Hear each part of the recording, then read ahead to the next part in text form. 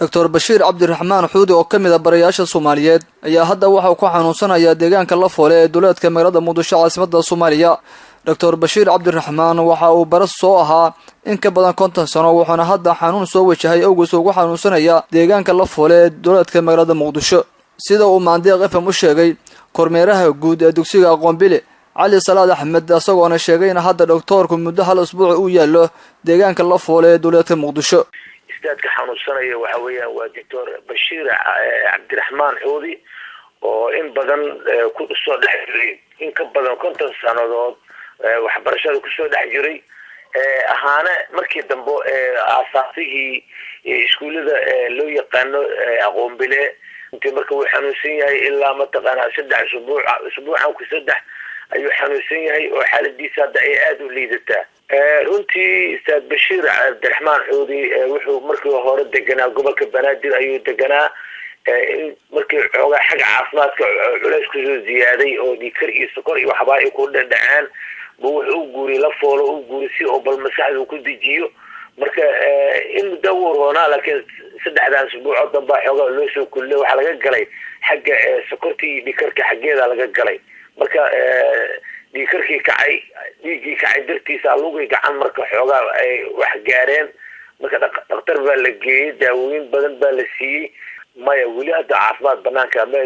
ay sheegin laakiin xoogaa waxay yiraahdeen waxa la tacaaleynaa dhiigana la tacaaleynaa oo keena ma taqaana ciladan yarta oo lagu gacanta keenay ayaa la tacaaleynaa yiraahdeen marka sidoo horena alxamdulillah yara wuu dhaamaa laakiin waa nin wali oo sariir saaran oo xitaa telefoonada qaarkood aan qaban karin waa كنت عشان سنة أيوة كنت أجري بعد وحبرشة ومعلن إيه مسؤول بصوّدها ولقيت إنه حواني وحبرشة كنت أجري. علي صلاad Ahmed kormeeraha guud ee dugsiga Aqoonbile oo hadalkiisii watay waxa uu baaq ku aadan sidii caawimaad loogu fidi lahaa Dr. Abdirrahman Xuudi oo kamid ahaa aqoonyahanada Soomaaliyeed oo u diray bahda waxbarashada iyo sidoo kale cid kasta oo gacan ka geysan karta sidii gargaar loogu fidi lahaa Dr. Abdirrahman Xuudi. Kan maadaama oo waxbarashada dhowr kunta sano ku soo dhaxjiray dhamaan daladaha iskuulada